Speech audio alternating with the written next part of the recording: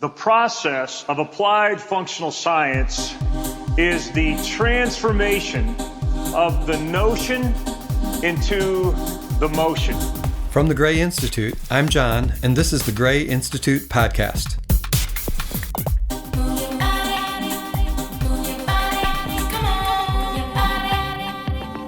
Gray Institute is internationally acclaimed for its innovation, development, mastery, and delivery of applied functional science, AFS. AFS is based on scientific truth, not theory, of how the human body moves in all three planes. AFS allows movement professionals like you to apply the best, most effective, and most efficient movements to any individual based on specific needs and goals. For 40 years, through training, education, and mentorship, Gray Institute has equipped over 150,000 professionals with comprehensive knowledge in the principles of applied functional science. Whether you are physical therapists, personal trainers, athletic trainers, chiropractors, strength and conditioning coaches, physicians, physiotherapists, occupational therapists, osteopaths, physical therapy assistants, or kinesiologists, our goal is to help you become the go-to movement professional. The Gray Institute podcast is questions-based. You send in your questions and we'll discuss them. If you're listening and have questions, email them to info@grayinstitute.com. We join Gary as he discusses optimal body movement and function for our clients. How are you guys doing? We're doing well. Thank you so much for spending some time with us and helping us understand more about 3D maps. Sounds good. It was introduced to me through Jason Hamera, who we met through Presidos, and I found it very interesting. Tina's been using it using the Presidos regularly with her personal training clients. Oh, great. I think there's a little bit of a facet missing for us in the understanding of what 3D maps is. We experienced it ourselves and had the aha moments that come along with it, but we still don't have quite a grasp on what it is and how it differentiates itself in the market. So it was great that Jason said, "Hey, I've got this the creator of it, and you're known as the father of function or the grandfather of function." Grandfather, right? Yeah. Grandfather of function. There you go. The old guy, right? So he said, "You got to talk to this guy." So I'm glad we were able to make this work out. First question for you, Dr. Gray, is what got you into studying human movement? It's interesting. I think I found out two things when I was real young, believe it or not, in seventh grade. I had experienced the opportunity to work in a physical therapy clinic, so I immediately knew I fell in love with that. And believe it or not, in seventh grade, I also fell in love with the young lady who I ultimately married. So I'm one of the weird people that in seventh grade, I wanted to marry this beautiful lady, and I also wanted to become a physical therapist, and they both came true. So pretty fortunate. Excellent. That's awesome. And so that got you started in human movement back in early school day years. Long time ago. Just even then, kind of knowing that I was going to be working with the human body, I was attracted to things that when most of us took physics in high school, a lot of people go, "This is kind of dumb." But I thought, well, wait a minute. I think physics is going to impact how my patients are going to move. I think gravity is going to impact the mass and momentum. So I started applying it very early on I think I kind of did that subconsciously.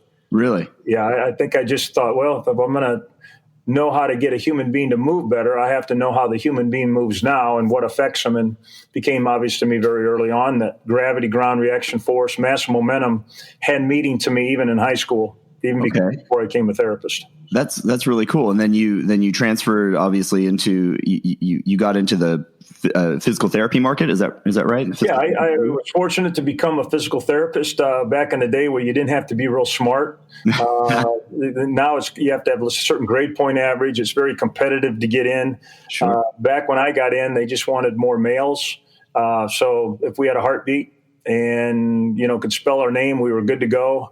But as soon as I got out of physical therapy school, I knew that wasn't everything. So I studied, got involved in a couple personal training certifications. I became certified as a strength coach. I became a certified athletic trainer, and obviously became very apparent to me that it's all about human movement. Okay. You know, people who come to us, whether they're, labeled a physical therapy or a personal training client or a athlete or somebody who wants to get bigger, stronger, faster, or just a young person with cerebral palsy who wants to walk someday, the common denominator is human movement. So I ultimately said, okay, the rest of my life I'm going to spend on becoming what's called a human movement specialist. And that's what I guess I prefer to be called. Excellent. And what sort of things do you do to,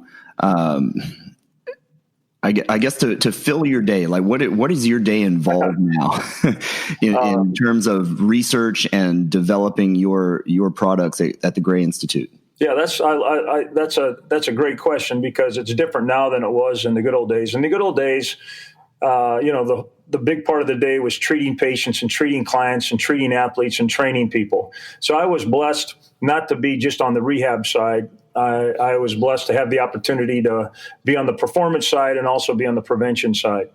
So now a big part of my day is still I get the opportunity. People still let me see their patients, and athletes still fly in, and I still get to see clients, but it's not a 12-hour day deal. Now what I do is I try to understand human movement even better. I really believe I only know about 5% of what I need to know, which is frustrating because being an old guy, I don't have a lot of time left to figure that out.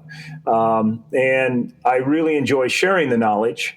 And so a lot of what we're doing now is trying to put together systems and ways that other people don't have to go through the 45 years of grunt that I did in order to say, wow, this is pretty cool. I can empower this person by doing this, by getting rid of their pain, getting them to move better, getting them to lose weight, having them enjoy life a lot more. So a big part of my day is coming up with techniques and strategies on how to share this information with other people throughout the world.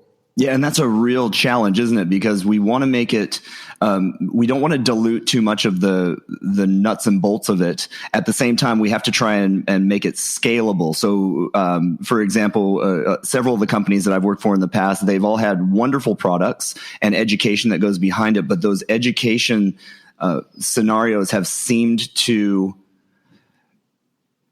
come down in quality so that they could go up in scalability. Does that make sense? No, that makes too much sense. Yeah. Not only does it make sense, Justin, it's brilliant because you just defined our world. So when I first started teaching back in 1976, I thought everybody wanted to know everything about everything. So I went deep into the chain reaction biomechanics of the foot and the knee and the hip and the back and the neck and the shoulder. And then what we came up with chain reaction biomechanics. I thought everybody wanted to know that when the foot did that the knee did that, the hip did that, and that caused the shoulder to do that. And we somehow, for some stupid reason, we still think there are some people out there who do want to know that, and there are. So we actually did the opposite of what you just described. We made it non-scalable. And we made it where you had to put in the time and the work and the effort to really understand it. We didn't want to simplify it, water it down, there's two types of simple. There's stupid simple, and there's simplicity that emanates from complexity. And the bad news is a lot of the things you're talking about is what I call stupid simple, where people sat down and said, we're going to try to make this simple for stupid people. And it makes no sense. It's simple and stupid people can do it. But in my mind's eye, it's not the right part of simplicity. The right side of simplicity is after you go through the valley of complexity. And you have to stay there for a while. And then finally you find out that you can climb the mountaintop and you can look back at the complexity and say, so this is what simplicity is. So that's the mistake we've made for years. And it's kind of funny. Just yesterday we were talking about, okay, how do we still keep the sophistication of the complexity, yet make it initially simple so the practitioner can say, wow, this is powerful. I want to know more. I want to go deeper, and I want to do better for my patients and clients.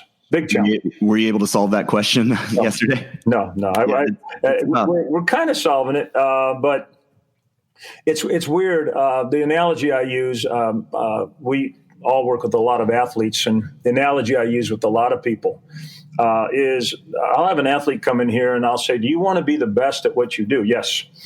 But you're going to have to commit. Okay. You're going to have to commit to certain things, and I'm going to evaluate you. I'm going to do the best I can, but I'm not going to hold your hand, and I'm not going to be there for you. And you're going to have to put something into this every day, whether it's restoration and recovery, or whether it's something that really gets you, snarly tough. But you got to do that to be the best at what you can do. But then I sit down with a bunch of therapists or personal trainers or athletic trainers, and I say, what do you do every day to become better? So you tell your athletes and your patients that, and if we flip the question and say, so Gary, do you want to be the best? And I go, yeah. Well, you're going to have to do something every day. You're going to have to put some effort into this every day. And we're in a culture of, once I get my certification, and once I get my doctorate degree in physical therapy, and once I'm a certified athletic trainer, and once I get this, I know everything. Right. Therefore, I don't have to commit anymore. That's like signing up for the basketball team and getting your jock strap and saying, I'm there. I'm the greatest basketball player in the world. I got a jock strap on. Yeah. So it's a dilemma, because I understand the human nature of saying, well, I've kind of gone through all this, so I apparently already know. But if the question is, do you want to become the best? Then I really believe people have to listen to podcasts like this, and there's a lot of resources out there, a lot of people that are trying to offer things like the Gray Institute, where people can really improve their ability to be the best movement practitioner in the world. That's right. And you offer a podcast, don't you? Yeah, we have a podcast. It's probably not as good as yours. It's kind of boring because I just kind of jarble.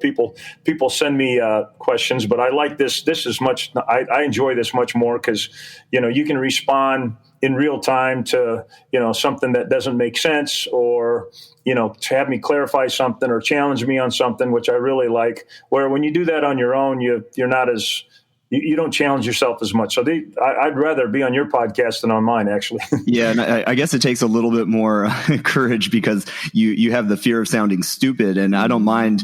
I've gotten over that fear of sounding stupid just so that I can learn. And it's kind of like that whole explanation you just made of being down in that low place. I live in that low place, even though certain people see me as having made certain accomplishments. I still don't think I know much, if at all, anything at all. Well, that's why you're so successful, because that's living down in the valley and the complexity is okay as long as you're there. Yeah. And sneaking up to the mountaintop every once in a while to try to get a glimpse of what it really looks like from what people call the 30,000 foot view is okay, but you got to live in the valley. Everybody wants to live on the mountaintop, but if you want to do the hard work and dig the ditches and find out what's really going on and understand human movement, you got to live in the valley. Yeah, and I was listening to a finance podcast yesterday, and was listening to the gentleman that put together, what's it called, Barstool, which is a betting app that just got bought out. And he said that he had been doing the work for over 10 years to get this up and running, really hard yards to do it. And now he's quote unquote living his dream. And that was the announcer saying that you made it to the mountaintop. And he said, yeah, I know I'm there now, but I pull myself back from being in that dreamy area and live in the present to still be able to do the work that's involved with running a company. So I think that's an important point for people that are listening, that are possibly in that same spot where they think, oh, I just got my certification, I am the best trainer in the world. And maybe shift your mindset to, what can I learn next, or what can I challenge myself with next to be a better personal trainer or a better fitness professional? You got it. Yeah. Very well put. I've got some questions as I was studying 3D maps. What exactly, for the person that's listening that's going, okay, what is 3D maps? How would you explain that to the average person? Believe it or not, that's a little easier than it used to be. If we're a human movement professional, which by definition we are, you can call yourself a personal trainer, a fitness professional, a fitness coach, yoga teacher, spin director. But if you're in charge of a human being coming into your presence and they say, make me better, make me enjoy life more, encourage me, make my body move better so I can go out and play with my kids better, so I can play with my grandkids, so I can hit a ball better, so I can throw a ball better, so I can jump higher. So all the things that all human beings want, it boils down to human movement. And so by definition, whether you're a therapist or a trainer or an athletic trainer or strength coach, or doesn't matter, we're by definition in charge of understanding how the human body moves. And therefore, we wanted to ultimately come up with the ultimate assessment on human body movement. So if my job for you, Justin, and you, Tina, is to empower your bodies to move better, I have to know how your body moves. Kind of makes sense. It's like, okay, so far we're not down in that valley too much. This is pretty commonsensical. So what we did is studied what was already out there. There's some systems already out there that we obviously don't agree with. That doesn't mean they're bad or doesn't mean we're bad. It just means we don't agree with it at all. And therefore, if we agreed with it, we should have just said, hey, go do that. Don't waste your time with the Gray Institute. Go do that and you'll be happy. But knowing that we disagreed a lot with what they were doing, we started with what we called, so what do we really want to know about human movement?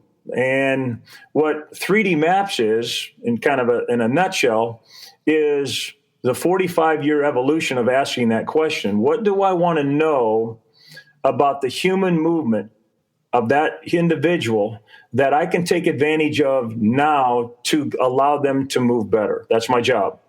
So if you are going to spend a minute with me or a half hour with me or a day with me, my job is to understand how your individual body moves and how to get it to move better, to allow you to do whatever you want to do better, allow you to get rid of pain, whatever your secondary goal is. The first goal is the medicine of movement, which a lot of people, I like that phrase that a lot of people use. It's a great phrase.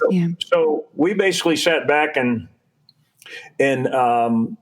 wrote down what we call a litmus test of what do we want our system to reflect. And when you hear it, it's almost kind of crazy obvious. If you want to know human movement, you have to know, first of all, where movement occurs in the human body. So I don't want to know how a horse moves. I don't want to know how my dog moves, although I love my dog and I kind of want to know how he moves. But right now I'm interested in the human being across from me. And I say to myself, so where does motion occur? And the answer is obviously at all the joints. Okay, so mid femur doesn't move. All right, my knee moves and my hip moves, so I got it. And then the next question I ask is, so what do I want to know about the motion at that joint? And the answer is, well, I want to know in what direction does it move. And so we now know that every joint in the body moves in 6 directions, 3 planes of motion. So far, undeniable. Even people who would have a different system, so far they have to nod their head. Okay, so far you haven't said anything that's not scientific or not biomechanical or out of bounds. So then what I'd say is, okay, let's take the hip, for example. When I see you and you come to me and say, hey, I love to jog. And I just want to jog better. I'm struggling right now and I have a little knee pain and, I might have a little plantar fasciitis, or I don't have any pain, but I'm just not getting past this threshold, or I want to increase my 10K time, or I don't care what my time is. I just want to go out and enjoy 3 miles and not feel beat up. So do I need to know how you run, how you move? The answer is yes. Do I need to know instantly what your hips are doing? The answer is yes. Do I need to know all 6 motions of your hip? Yes, because you just got done telling me you want to run. And so then the question becomes, well, what do I need to know about that motion? A term that I get confused and that I'm trying to do a better job, and I'll probably mess it up during this podcast, is for our listeners, is that a motion occurs at a joint. A movement is a combination of motions. So if I reach down and pick up something, all my joints are going through motion, but the culmination of the motion creates a movement. So when we talk about motion, we're talking about a joint in a certain plane of motion. So I want to know, and this is critical, functionally, and we'll get back to that word because it's a word that I screwed up my whole life. Functionally, how does the hip move in Justin, and how does the hip move in Tina? That's my responsibility to you in all 6 directions, which is, whoa, wow, you just added a lot. Oh, and I need to know both hips. And then I go, do I need to know what your knees do if you're a runner? Yep. How about your feet and your subtalar joint and your mid-tarsal joints? Yep. Even more importantly, do I need to know what your spine's doing? Yep. Everybody I've seen walk and run, their spine's moving. How about your shoulders? Yep. So you got the drill. Almost the point where where you start outlining this, you go, it's impossible. I'm sorry, can't do it. So we can, but we're going to have to be here for 4 years. If I really want to know what Justin's every motion in his body and all 3 planes of motion. So what we did is there's the motion of, okay, wiggle my thumb. Am I interested in that right now? Nope. That's that. I don't need to know that right now, Justin, because you didn't tell me you wanted to go hitchhiking, and you didn't tell me you wanted to play the piano. You didn't tell me you wanted to utilize your thumb to utilize, some dexterity thing. You said you want to run. So if you have a little limitation in your thumb, that's not going to throw me off today. So what we now know is there's what's called vital joints. A vital joint is a joint that influences other joints with what we call global human movement. And global human movement, by definition, is what you do 99% of the day. You sit, you stand, you squat, you reach, you balance, you walk, you swing, all the things that we do. It does not include sleeping, does not include lying down. That's not human movement. That's human sleeping.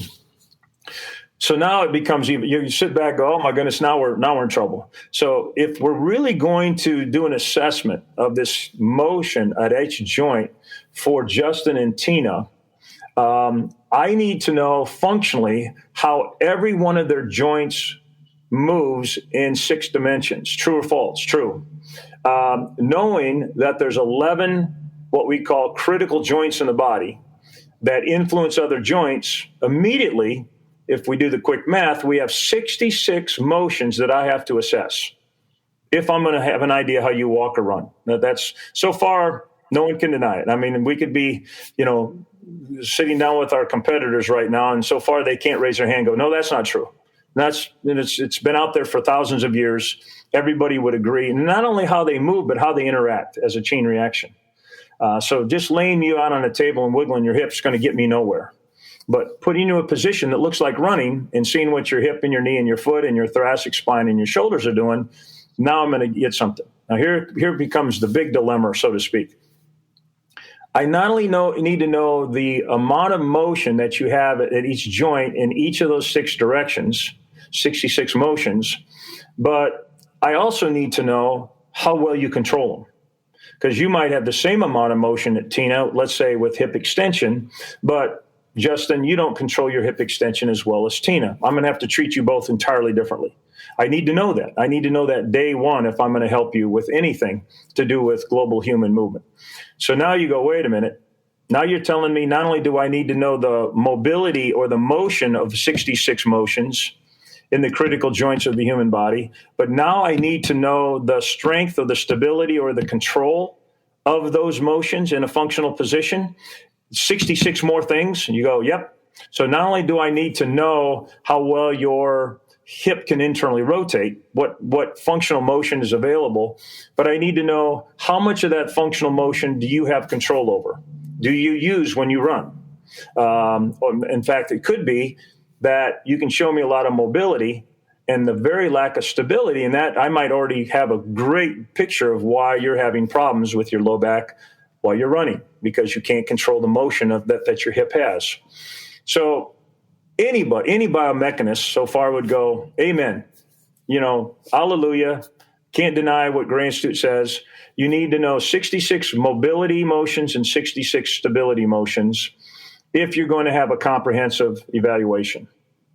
So once we came up with that, believe it or not, what we did is we went to a couple of our competitors and saw what they had. And I don't mind mentioning my competitors because I like them. They're wonderful people. They're smarter than I am. They're better looking than I am. They have the same passion as I do. They care for people. They've helped millions of people. It just happens that I don't agree with their assessment. Big deal, and hopefully they don't agree with mine, or they wouldn't be selling theirs. So FMS is, for an example, one, and Fusionetics is another. So what we did is we gave our that criteria that's independent of us, the biomechanical criteria, which really is what we'd call 66 plus 66, 132 critical assessments that you need to do on any human being if you're going to have a complete picture of their ability to move. And again, so far, everybody go, yep, so far I can't argue with you. And so we gave it to independent biomechanists and said, okay, here's a profile called FMS. Can you tell me how many of the 132 they cover? And the answer was 6. And I go, okay, they've been on a long time, and so 6 is better than 0. But in our mind's eye, it's not as good as 132. And so we selfishly said, well, we want more than 6. Okay. We did the same thing with Fusionetics. Fusionetics, strangely enough, was 4. And I go, okay, well, I understand it's artificial movement. They're not functional movements. You're not looking at mobility and stability. You're not looking at all 3 planes of motion. So you're doing something. And so we selfishly said, we want at least 50% of the 132. Over a period of about 3 months of just beating ourselves up, we basically, in fact, I'm real close to what we call the war room that it happened in. We came flying out of there. People want to know what was wrong. And he said, we have come up with 6 movements that cover all 132 motions. Wow. And that's when we had a eureka moment. Then we go, wait a minute, time out. You mean I can get my client to do 6 movements that I know they can do, they're functional movements, and then tweak that movement, and I can assess all 66 motions of the human body, maximal range of motion, functionally, and then determine whether or not they have control over that motion functionally with a slight tweak of stability, but they're still the same 6 movements. The answer is yes. Easy. And again, we handed it to independent biomechanists and said, take a look at what we've come up with. And they go, whoa, this could be the holy grail, or what one biomechanist said, the DNA of human movement. These are the building blocks of everything the human body can do. So if you understand the building blocks, then yes, you now have a foundation on which you can go anywhere you want to go. And that's not an elevator speech unless it's a really tall building, but that's the definition of that's how we came up with 3D maps, and that's what 3D maps is. What does MAP stand for those listening? The MAPS. It's a movement analysis and performance system. So obviously we're going to analyze movement. And again, let's take a look at like something like FMS, functional movement system. Okay. Well, first of all but really, I think one of their movements are functional, and that's my opinion. We're not biomechanists now. And strange enough, 5 of their things you do, you're not moving. So that's great. That first, when I saw that years ago, I go, I don't think you can call that a movement analysis because you're not moving. You're statically holding a position or doing something. And so if you want to evaluate how the body moves, strangely enough, you have to facilitate movement, mass and momentum, inertia, all the things that the body deals with. When somebody walks, they're moving. Somebody reaches, they're moving. When you throw, you're moving. When you jump, you're moving. And so you have to engage the body in controlled movement to assess the movement. So it's movement analysis, and performance system. It's also rehab system. We have thousands of physical therapists that use 3D maps because it guides them into rehab based on building upon success. So the whole performance system says, here's the foundation of 3D maps. Here's how we tweak it based on the needs of different clients and the needs of different bodies and the needs of different goals relative to the need of the individual based on what we just saw. Sure. And I think people can get confused when they hear the word performance with athletic performance. I think performance, it draws a straight line from, like you said, in rehab, somebody who may have torn something or other, and they're just trying to improve the performance of that particular joint through Beautiful. Physical therapy. So I'm glad you highlighted that because performance is such an athletic term, and I think we confuse it a lot. Mm-hmm. That was a really in-depth and awesome explanation of 3D maps, because I was expecting a quick, like you said, a 30-second elevator speech, and I got way more. They should have warned you. Well, people who know me go, if you ask Gary and expect a 20-second answer, you better start yawning now, because it's, I don't know. Jason. I think, on one hand, I will say that I'm passionate about it. And therefore, once I get going, I get going. But on the other hand, I got to take you into the complexity a little bit. And that's great, because it helps me with my other questions that I had for you. One of the questions was, there are many different assessments out there from various companies. What differentiates math? You answered that. You clearly answered that in the explanation that you gave. Can I answer it a different way? Absolutely. So the problem is what I've thrown it in a couple times. A biomechanist would agree that we cover 132, and we're saying that the other groups has like 6 or 4. The analogy I always use, and again, tongue in cheek, is that if I had a headache and all of a sudden my doctor says, there's a possibility, Gary, you have a tumor, and I just want to do a brain scan on you, and therefore I'm going to send you to a scanning machine, and we have a scanning machine that looks at 10% of the brain.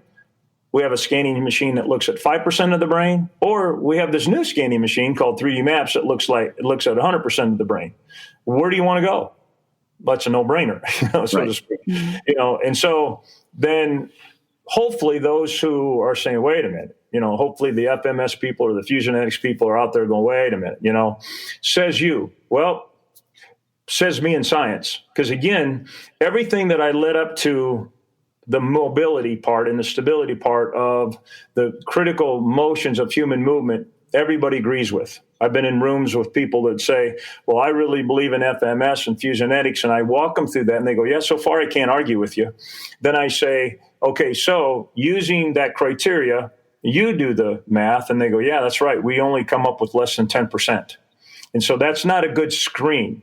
Are they test? Yes. What do they show you? I don't know. The number one complaint is once I get the number, now what do I do? I don't know. The number means nothing because you're adding pickles and oranges and an elephant. And if you have 1 pickle and 3 elephants and 2 apples and you have the number 8, what do you really have? Well, I don't know. It's different between 8 elephants and no pickles or 8 pickles and no elephants. The picture changes. So one of the things that I would like to do, and again, I don't know how many people listen to your podcast, but I've heard great compliments about it, is I think we should get into a room and have an educational debate about this. In other words, I think the FMS people, I think the Fusionetics people, and I think the 3D Maps people and anybody else who has a system that maybe we're not aware of, invited, and we do a summit. Because without a great evaluation, you got nothing. I mean, tell me what you got if you can't evaluate the human body. You're guessing. You're following a protocol. That's what I think is a scary thing for the client coming in who wants to improve, is that they've got somebody who might have an assessment tool, but after the assessment, they're still not sure what to do. So do you at the Gray Institute, do you teach the fitness professionals that are coming in what to do once they've done their assessment? Beautiful. So one of the things that we're involved in, give you a quick example of that, so we're not picking on necessarily the fitness professionals, is that we have a golf system that's based on 3D maps. But strangely enough, it's called 3D Maps for Golf. So the 6 movements of 3D maps give me a little bit of insight, but golf has its own unique movements and therefore its own unique combination of motions. And therefore I have to add 4 more movements onto my 3D maps to make it specific for golf. And once I see that, then I teach the person who gets the specialty in the functional golf system what to do next. Okay, what's the most optimal thing to give that golfer to do next to, strangely enough, allow him to become a better golfer. So you take a typical client that walks through the door, and our competitor, TPI, they have a big, long assessment form that 99% of it's not functional. Makes no sense to me again. And again, that's my opinion, but it's an opinion of a lot of other people. But what's crazy is when they put the evaluation form, they do the same things with the golfer. So I sent 5 of my friends down to get evaluated by a TPI specialist, and all 5 of them came back with the same Xerox copy of the same 5 exercises they're supposed to do. And I'm thinking, that's the stupidest thing I've ever seen in my life. Why did they assess you? Why do they waste your time if they already know they're going to give you that? And so a lot of times personal trainers will have an idea, here's what I'm going to do with them no matter what. So if they get a number 12, or if they get red or yellow or green or whatever they got, I'm going to still go to my teddy bear and still do this. But then it doesn't have anything to do with what they just assessed. And that makes no sense. We have a saying at the Gray Institute, the test should be the exercise, and the exercise should be the test. So if I see you assess somebody, if it's the right assessment, your training should look a lot like that. Yeah. Really. Justin and I were actually just talking about this yesterday, and I was talking to him about how I've worked on assessing my clients, and I really want to evolve it more. But one of the things I said to him that I find my clients respond well to is when they don't feel like they're being assessed. They feel like they're being trained. And while they're being trained, I'm assessing them. Amen. And that's why I really, really enjoy the Presidos, because you can do that. You know, you're working on that functional sphere. You're having them move around in these different angles and ranges of movement. And beautiful. They say it hurts. There you go. And I would love to learn more about what to do when something hurts, where, when, what, where, all that stuff. You just helped us out a lot, because again, Presidos obviously uses 3D maps. They use the target, three-dimensional targets. They use the lunge system of 3D maps and the reach system of 3D maps. So obviously we're part of Presidos too. So we're a big Presidos fan. And I think you just said it brilliantly, that when my clients are training, they're training and I'm evaluating them all at the same time. And you have the wisdom, like you just said, that, hey, wait a minute, you did that really good. I can add some things onto that and tweak it, make it a little tougher. Or wait a minute, that hurt a little bit, so I'm going to take you into a little different plane of motion. Or you know what, there's a restriction there that it didn't see before. So that what you just did in your training really was an assessment that gives me guidance as to what to do next. So I appreciate you making that comment, because I think you just simplified it for all that. You just named the game. You just said, get them moving enough that they feel like they're training. Mm-hmm. The training really is the assessment. Mm-hmm. You kind of ebb and flow with them. And the great trainers on the spot, like you do, Tina, is you instantly say, hey, that was good, but can you put your foot over here on this dot? Mm-hmm. Or, hey, that was good, put your foot over here on this dot and make this arm go here. And immediately you look at the right hip and go, that's what I wanted for the right hip. So but if you want to say what you just said again I'd want the listeners to play back what you just said, because what you just said is the mountaintop brilliance of what we're trying to say. Well, a big part of it was coming into the industry as a personal trainer. I was lucky to kind of jump quickly into a role where I was overseeing other personal trainers. Mm-hmm. And I have a constant eagle eye on watching everybody, learning from them, and also just getting to know them. So I pair them with clients. So sure. Seeing the clients and how they respond to different approaches is what kind of pushed me in that direction. Because, there's no right or wrong. Like I was telling Justin yesterday, that we have some trainers who have iPads out and they're calculating things and they're sitting them down. And that works for some people.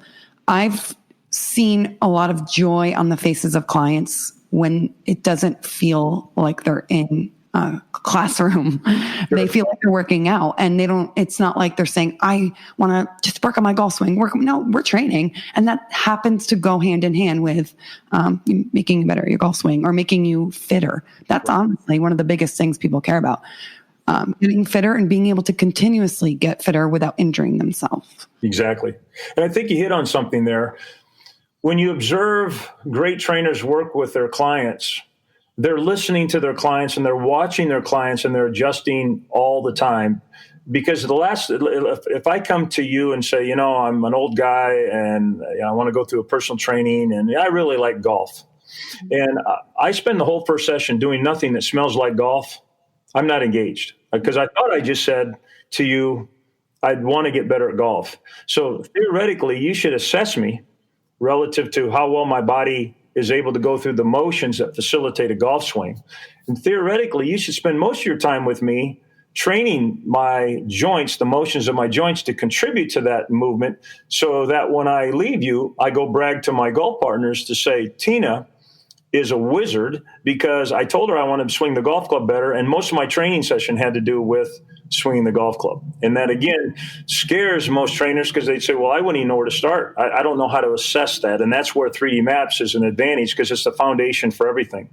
You would start with 3D maps, and then you would add a couple to look at golf. You'd add a couple to look at throwing. You'd add a couple to look at working in the garden. You'd add a couple to burn more calories to lose weight. You'd add a couple to have better posture. You'd add a couple to prevent an ACL tear. You'd add a couple to, as Justin said, if it's just a specific joint that got torn up, the performance of that joint, we'd add a couple to go zero in on that joint. So you hit it right on the nose. Good job, Tina. Excellent. Nice. The question that I'm curious about is, you have an educational session that you say you bring it to Midtown Athletic Club, because I looked at your schedule and you've got an education session coming in at Midtown. Does that incorporate everything, or do you have different separate tiers of qualifications or education seminars or things like that specify different training, like the golf training, or say a basketball training, or different athletics, or rehab or what have you? Beautiful. So yes, the answer is yes. So if you're going to like Midtown and you're going to be introduced to 3D maps, when you leave, you get certified in 3D maps, which again, this is how dumb we are. The very last thing we've came up with was 3D maps. In other words, we've been doing this for 45 years, and we didn't come up with it until 3 years ago. The very first thing we came up with is this complex chain reaction thing. Seminar we've been doing for 34 years now. It's the longest standing rehab seminar and now performance training seminar in the world, which gets you quickly into the valley and says, like I'll ask you a question. So do you ever deal with clients that have low back pain? And we all go, well, of course, that's okay. So if they say their low back hurts when they're walking, do you know when the right mid-tarsal joint goes through inversion, abduction, and dorsiflexion, what the right hip is doing in all three planes of motion? And can you then tell me what L5 is doing in all three planes of motion? Of course, I already know the answer to that. No. A doctor of physical therapy doesn't know that answer. I've been in rooms full of 100 therapists who are doctors of physical therapy. I'll ask that question, and I'll say, do you know that? And they go, no. Well, if they told you that when they walk, their back hurts, and you're a movement specialist, should you know that? And the answer is, yeah. I want to talk to the person who says, no, that I should know that. Because they're saying, in my unique body, when I walk, my back hurts. Help me with my back pain. Don't ignore it. And take me through training that attacks a part of my body that will actually contribute to the well-being of my back. And so I think if we had an opportunity to live again, which I don't want to, I want to, finally die, get to heaven, and I don't want to come back.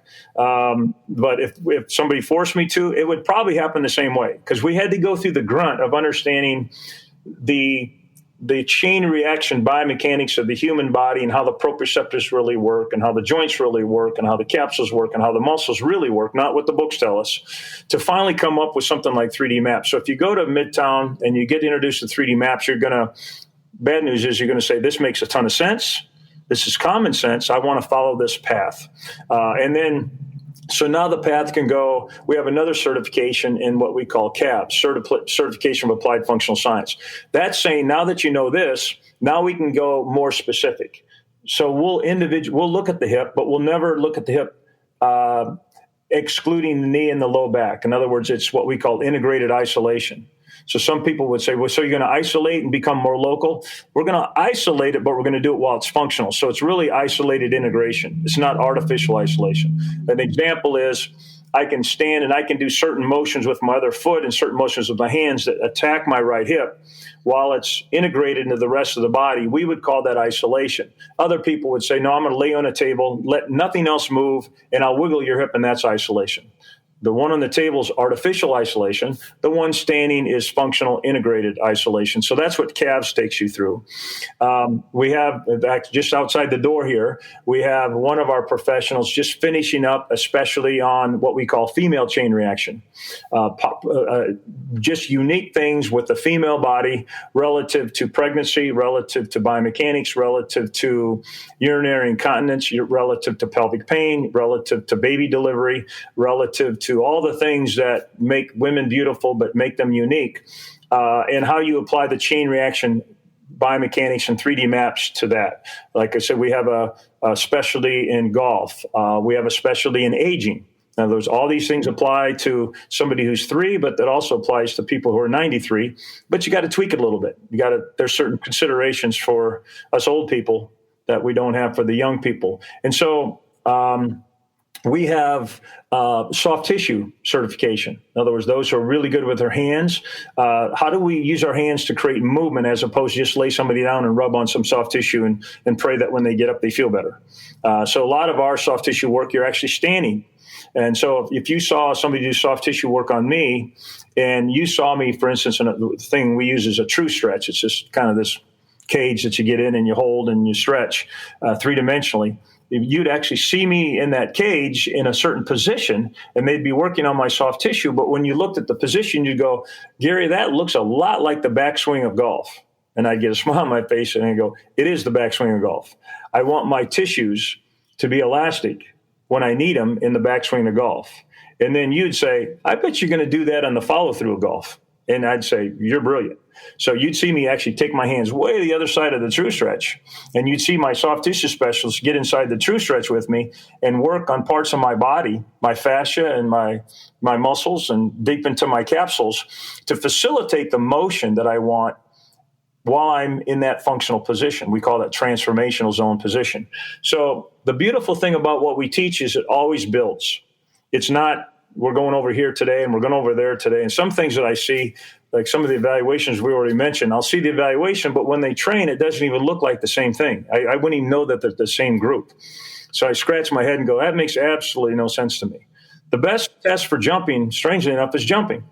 And if you're going to become a better jumper, most of your training better look a lot like jumping. And then if you do it right, when you come back to be retested, you're going to, strangely enough, jump better. And so, do we have 3D maps for jumping? Yes, we do. And so it builds upon. So I appreciate you asking. The enchilada, though, is this 40-week mentorship program, because after we've done thousands of seminars, people kept wanting to go, we want to go deeper. And I go, I don't think you do. This is hard stuff.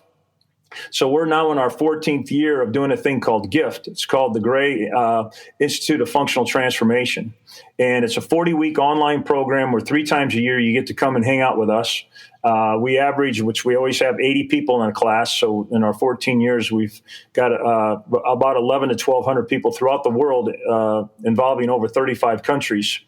People who say, I want to go deep. It's the athlete who says, I want to be the best. So it's the movement professional that says, you know what?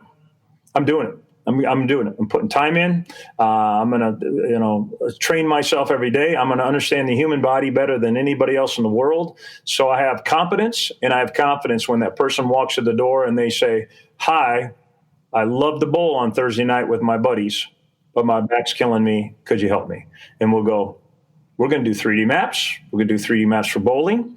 We're going to find out where your successes are. We're going to build upon your successes. We're going to really give you some cool things to do at home. You might want to schedule bowling next Thursday with your buddies because you're going to be there and your back pain is going to go away. And all of a sudden you go, woo. You got to know a lot to do that. You can't just follow protocol. You just can't follow a training program and all of a sudden have that happen. So we do have levels and stages of educational training. We'll be coming up with a lot more specialties, one specifically on strength training, because there's a lot of misconception on what, like you said, performance and strength training is.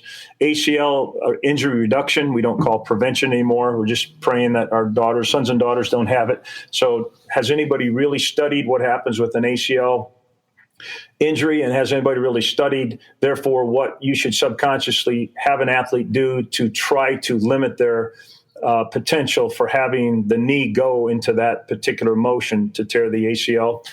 There's none out there that I know of right now that we like, and so we're going to be doing that. So I appreciate the question, Justin, because yes, applied functional science is a journey that lasts a lifetime. There's levels. I'm still studying it. Like I said, I think I know 5%. And I'll be happy to know 6 or 7%. And if I can hand that off to you guys before I die, I'm going to be a happy guy. But there's so much to learn out there, and that's what's so exciting about our field. We barely know how this amazing human body does what it does. Well, it sounds like you have a lot of people that would like to follow in your footsteps and take this to whatever level it's going to be in 10, 20, 30 years down the line. People like Jason Hamera, you got it, are totally in that place of wanting to know more. The constant curiosity of Jason always fascinates me, and his way of talking about things and challenging my mind to think through things really deeply is awesome. I love when I listen to people like Jason speak, because it starts to get the wheels spinning, and I'm having to think through things in a deeper level. And I'm reading a book right now called Deep Work, and Cal Newton, I believe is his name, and he wrote it's on that same line of sitting down without distraction and having to really think through hard problems is a very powerful and a lost tool. People are looking for the quick answer, the quick fix, the Google answer to all of their problems or all of their questions. And the way that you are putting this program together, these programs together, and the people that are going through it are obviously taking it to the deep work level where they're. Jason's a great example. He's such a good example. We now have him as a facilitator this year. Fantastic. So, we saw his skill set of being able to empower people. The beautiful thing is, about Jason, he can challenge you without making you feel like crap. Right. Yes. That's a key. Yeah, I have a lot of people around me that challenge me, but I immediately feel like crap because, oh man, I guess I should have known that. And most of the stuff we shouldn't have known. That's the beauty of what we teach at Gray Institute. We didn't learn it in school. It's not like you missed it. It wasn't like you just decided not to show up to that class or you skipped that part of your certification. We put our hands around people just like us and say, hey, listen, it's not your fault. None of us learned this, so let's learn it together. But we need to learn this if we're going to be the best at what we want to be. We really have to take this commitment. And as you know, some people, the ones that do like the quick Google answer, they're really happy with just, being a trainer and just following a protocol or just doing what they did before or putting another weight plate on and saying, I guess you're a little stronger today, and not scratching their head going, how can I really empower this person? We have physical therapists the same way. They love to work with companies who say, here's low back pain. Here's the protocol for low back pain. Hopefully the patient responds to this. And if not, too bad. Never once ask, I wonder what really caused their low back pain. And biomechanically, do I have to look at the subtalar joint? Do I have to look at the knee? Do I have to look at the hips in all 6 motions? Do I have to look at the thoracic spine? Well, of course you do, but they don't. And therefore, they really need 3D maps, and they need to know the chain reaction biomechanics as it relates to low back pain. So, our industry is no different than the other industry. We got people who are really dedicated to looking in the mirror in the morning like you guys are and saying, we're going to do our best. And we're going to facilitate an environment such as this wonderful podcast of getting the information out there so everybody can do their best. And we're going to leave the world a better place. And then we have some people that go, I'm very happy to float. Sometimes I'm jealous of those floaters because, they don't have to go in those dark, deep recesses and challenge themselves and go, crap, I think I've just screwed this up for 40 years of my life. But, no sense doing it 41 years. So, kick it in gear and change gears. So we got both types. I think one of the main points and differences that you guys are talking about is looking at things through an evaluation lens versus a judgment lens. And I think that's what transforms sort of the curiosity and kind of brings it to life in people, which is what changes things, what evolves things. And that's also what boils down to the best educators. Like you're talking about Jason, I think he is always evaluating, but never judging. And, that creates all that curiosity that he brings to the table, not only for himself, but he ignites it in other people. He says, hey, I'm not judging you. Let's talk about this. Let's have a conversation about this. And then he might throw in, some of those really important morsels that redirect our evaluating process, which is important. We need that when we're learning. But he never forces us down a path when we're learning. And I feel from our conversation with you, you seem to kind of have that direction about you as well, which is. Yeah, I think human nature wants me to judge. I taught it was early on to judge, pretty ugly, tall, small, skinny, fat, good, bad, right, wrong, up, down. We're a society of this or that. And where I think the good Lord wants us to paradoxically embrace both. So again, we have our processes we go through, and other people have other processes to go through. We strongly recommend to somebody to take the best of both.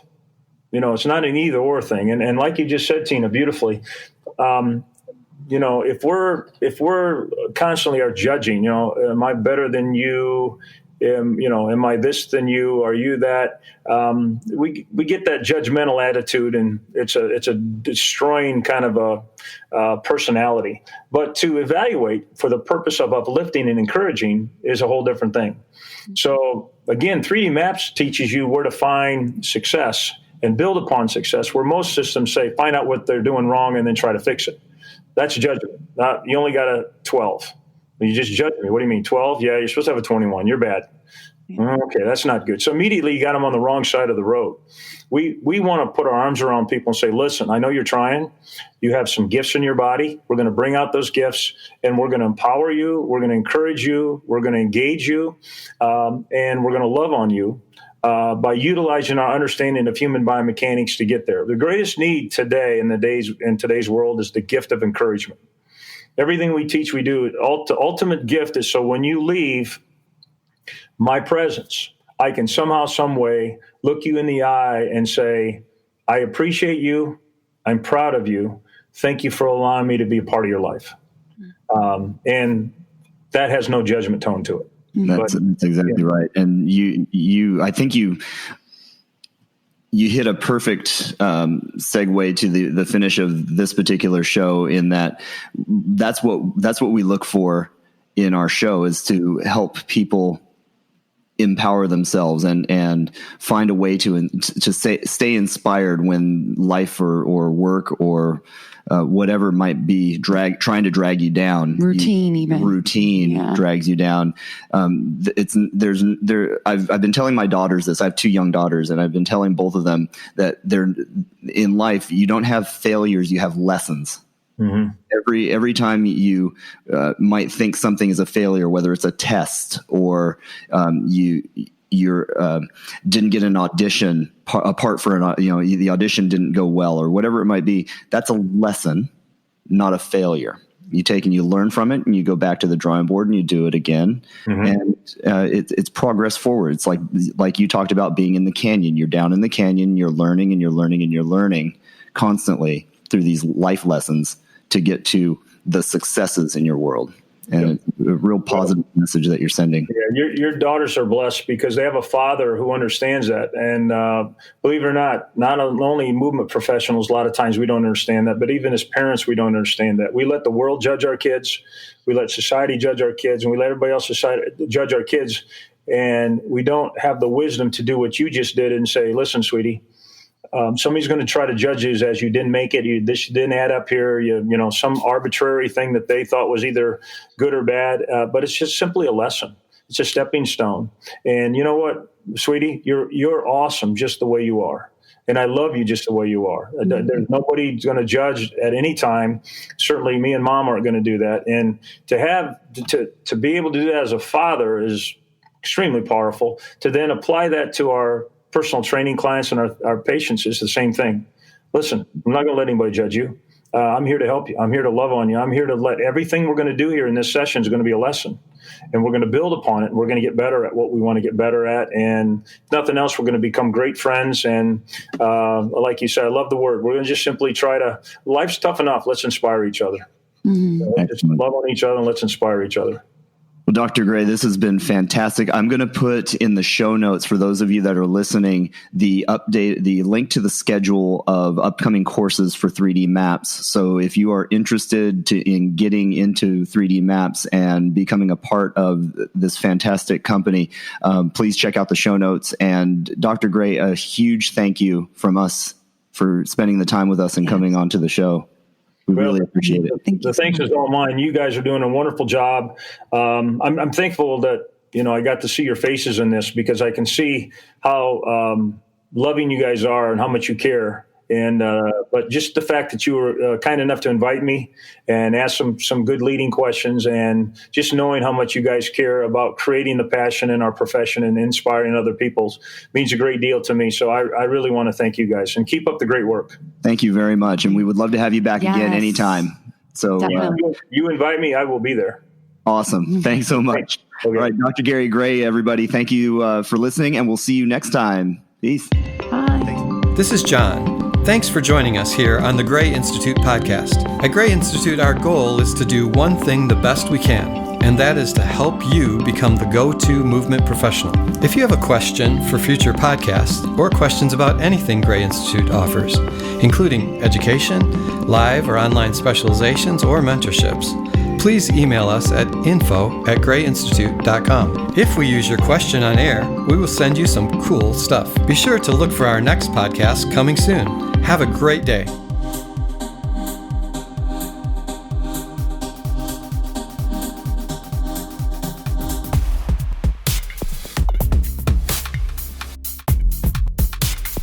Move